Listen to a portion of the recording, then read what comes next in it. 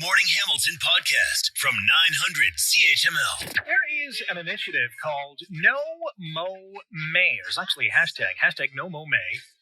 And it encourages homeowners to let their grass grow long to help insect pollinators. But, the question some people are raising is this a good idea? In fact, some experts say No Mow May could actually do more harm than good. Dr. Sara Stricker is a communications and outreach coordinator with Turf Grass Management Program at the University of Guelph and joins us now on Good Morning Hamilton. Dr. Stricker, good morning. How are you? Good morning. I'm doing well. How are you? I'm good. When did this No Mow May thing start and how has it gained steam? So it started in the United Kingdom probably about 5 to 8 years ago. And actually it started because there were areas on the sides of the roads that had wildflowers, and the public was encouraging the city to not mow those so that the pollinators could have a food source early in the spring. And so we're talking bees, butterflies, hoverflies, lots of different insects. So when it comes to our lawns, are you giving a thumbs up or a thumbs down to No Mow May? Well, first off, we're in a totally different climate, and a lawn is very different than a roadside.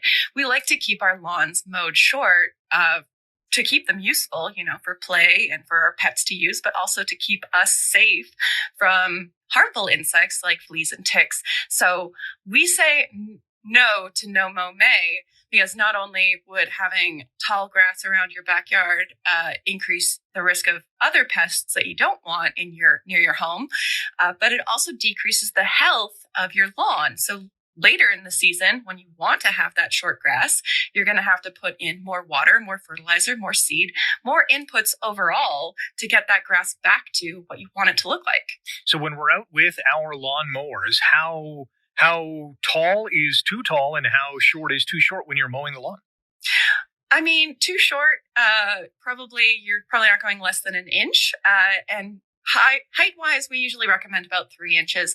And the standard homeowner push mower, the maximum cutting height on that is usually about 3.5 inches. So you really couldn't cut it higher than if you wanted, unless you're using something like a hand cutting scythe or something. Mm-hmm. So should we have our lawnmowers at the high setting all the time?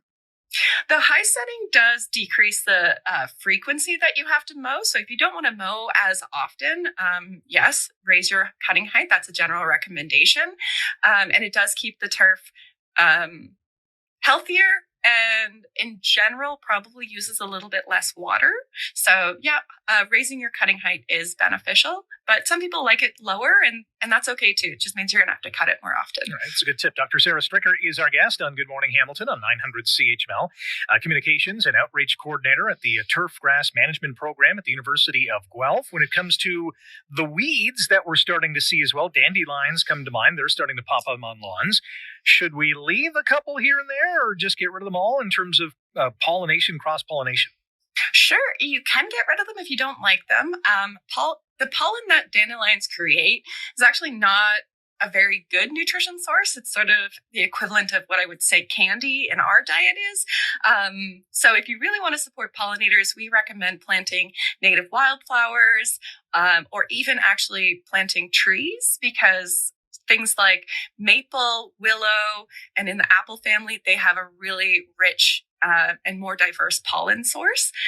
So a few dandelions in your yard definitely don't hurt to keep if you want to keep them. But as you know, one dandelion creates thousands of seeds. And so when you have those seed heads popping up, all of a sudden your neighbors might not like you as much because they're going to spread. Yeah, in our final 45 seconds, if we had a bunch of homeowners on a street who said, you know what, we're subscribing to No Mow May, we're not going to mow our lawns, what kind of impact would that have on the biodiversity of potentially that neighborhood? I mean, theoretically, it would increase biodiversity. Of course it would. Sometimes biodiversity that it increases is things that we don't want, like fleas and ticks and rodents as well.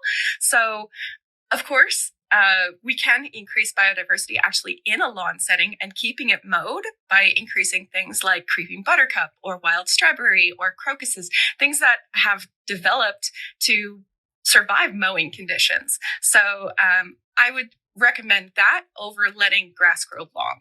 All right, great insight from Dr. Sara Stricker. Dr. Stricker, thank you for joining us this morning. Thanks for having us. That is Dr. Sara Stricker from the University of Guelph. There you go. No Mow May. Thumbs down. There's other ways you can help increase the activity and the livelihood of bees and other insects on and in around your lawn. Thanks for listening to the Good Morning Hamilton podcast. You can listen to the show live weekday mornings from 5:30 to 9 on 900 CHML and online at 900CHML.com.